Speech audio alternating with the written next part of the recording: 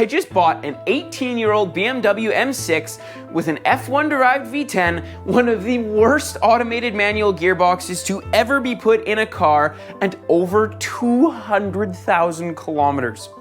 I think this is one of the worst decisions I've ever made.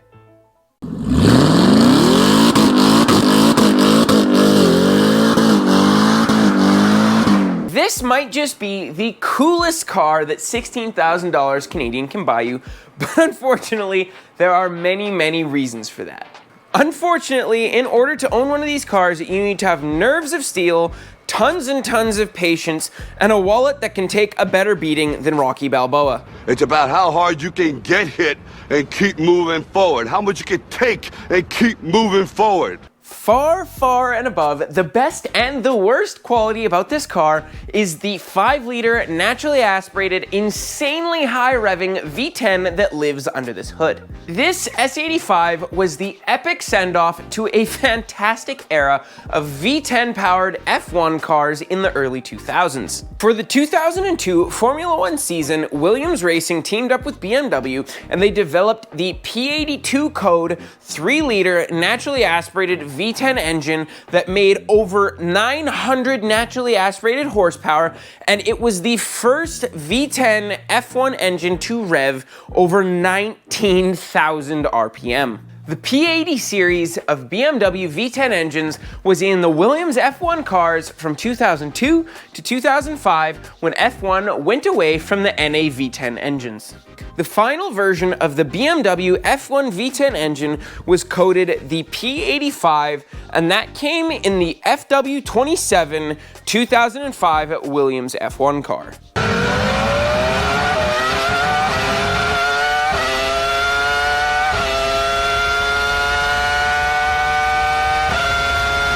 For the 2006 model year, BMW decided to take that 3-liter P85 V10 engine from the F1 car and use all the R&D to develop the S85, being the 5-liter, 500 horsepower V10 that lives in this car.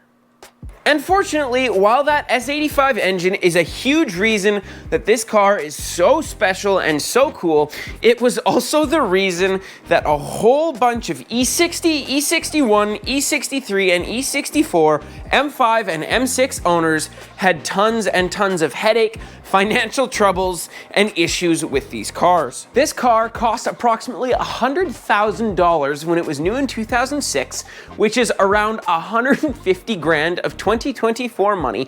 And when you buy a car new for that much money, you want something issue-free, trouble-free, and you want something that is going to last, perform, and do everything you want it to. Unfortunately, for most M5 and M6 owners, that became a slap in the face really quick when these cars started running into troubles. Unfortunately, the aforementioned beautiful S85 that makes this car so special is also the leading contributor to all of those issues that make this car so cheap and made this car such a nightmare to own, especially if you bought it new and didn't know what was coming at you. This thing needs rod bearings as a maintenance item. Yes, that is correct. The tolerances are super tight, and with mileage, they tend to spin rod bearings, which grenades the engine. On top of that, they have throttle body actuators that are a leading cause of problems because this car has ITBs, or individual throttle bodies, that live inside the intake plenum.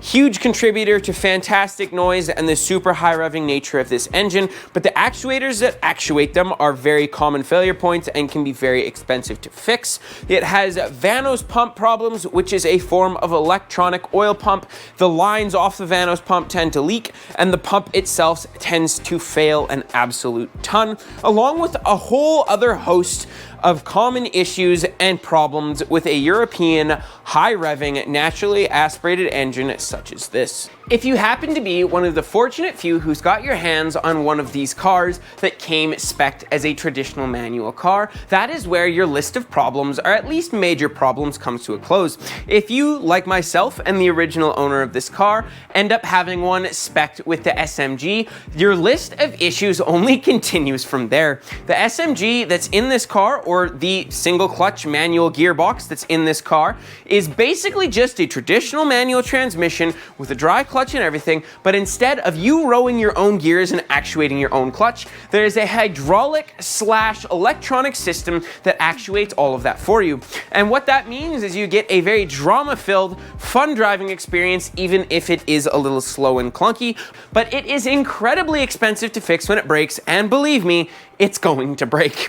These cars kill clutches all of the time. The SMG hydraulic pump that actuates that system fails a ton and is extremely expensive. The modules tend to fail, along with a whole bunch of other things that make the SMG super unreliable and incredibly expensive to own. Okay, so I get it. At this point, you must be asking, Jeremy, why, oh why, were you stupid enough to buy this extremely temperamental, expensive to fix, high-strung, high-mileage, budget supercar thing that's sitting in front of you? And to be completely honest, I was asking myself that question as well, but I think we have done very good. This car has got a ton of recent maintenance, and despite the fact it's driven over 200,000 kilometers, it is in fantastic shape and has clearly been well loved. The SMG was just completely serviced, new clutch, new pump, new modules, everything to the tune of about $6,000. The Vanos pump and Vanos lines have been done, the throttle body actuators have been done, the coils and plugs have been recently done, along with supposedly the rod bearings have been done, though that is the only thing I do not hold a receipt in my hand for. That doesn't bother me too much though, because more than likely we will just do them as a maintenance item for peace of mind, because it is not expensive to do them. It's only a few $100s for the bearings themselves. The hard part is changing them, and that is something we can tackle here in the shop. Despite all of the issues that these cars have, there is still a ton of cool and distinguishing features that created the massive price tag that this car costs new. Of course, we've got the beautiful signature Angel Eye BMW headlights and kidney grills up front, this super wide M-car stature that makes it look super menacing.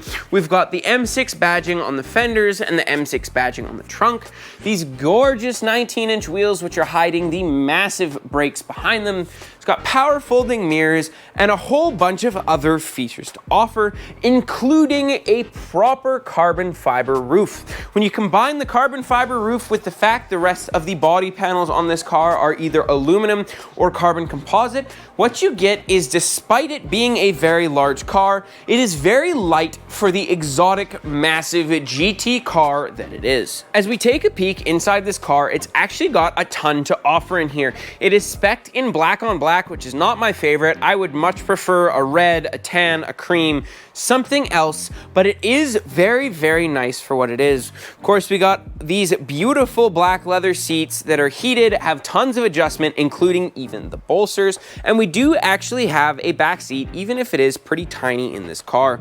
Got tons of cool stuff like carbon fiber trim everywhere that matches the roof. We've got our paddle shifters for the SMG behind the steering wheel. And of course, we've got our very funky BMW shifter of the era in here. This car does not officially have park because it's not really a true automatic car. You just have to put the transmission in neutral and pull up your e-brake. To be completely honest, the 2006 clunky iDrive actually works pretty good in here. It's not the easiest thing to use, but it works very well, and it hasn't had any glitches in the short amount of experience I've got with it. Of course, we've got push button start right here, and our beautiful yet elegant M cluster behind the wheel. The cluster's even got this cool feature. The car will not let itself rev past 6250 where the red line is here as it's cold, and as the car warms up, this bar will move closer and closer to the proper 8250 RPM red line right there, just to make sure that you don't hurt the car as it's not up to temperature just yet. The stereo is absolutely fantastic in here, and honestly, this car is a very nice place to be. Got this beautiful black Alcantara headliner, of course, with no sunroof because it has the carbon fiber roof. But the iDrive works pretty good. It's got tons of different power settings. You can adjust the firmness of the clutch, the firmness of the suspension. You can put it in either 400 horsepower or 500 horsepower mode, along with a whole host of other performance settings this car has to offer. The car even has a heads-up display mounted on the dash that projects from here onto the windshield, which is quite fantastic, and in standard mode shows you your speed, or if you are in M mode, it shows you your speed, RPM, and what gear you are in. It works in conjunction with the rest of M mode being activated by this button that you can configure to set up your suspension, transmission, power level, and everything else. This car is almost 100% stock as well, with the only modification whatsoever being the resonators are gone to free up some noise and free up some exhaust flow. Beyond that, it is factory tuned with factory intakes on factory suspension with a complete factory interior. So we are of course going to change that. We're going to do some rod bearings and some preventative maintenance to make sure this thing lasts as long as it can, especially being a high mileage M car. And of course we're going to have some fun and do some goodies. I'm sure we will do a color change, probably going to do a front lip, a rear diffuser, maybe lower the suspension, do a few other things that is going to make this car look super special. And of course, beyond that, we will get rid of a bunch of the exhaust stuff and find a way to make this thing absolutely scream like the exotic V10 that it is. Overall, I think we have done a fantastic job, and I am very, very happy with this car. It may be high mileage, but it's seen a ton of maintenance, and it would seem that these cars, when maintained correctly and with the right things done, they last a long time and they do very, very well. If you're looking at one of these cars, whether it's an M6 or an M5 and it's had all the maintenance done, I think it is definitely worth the buy, because this is an absolute ton of car for the amount of money you have to spend to get one.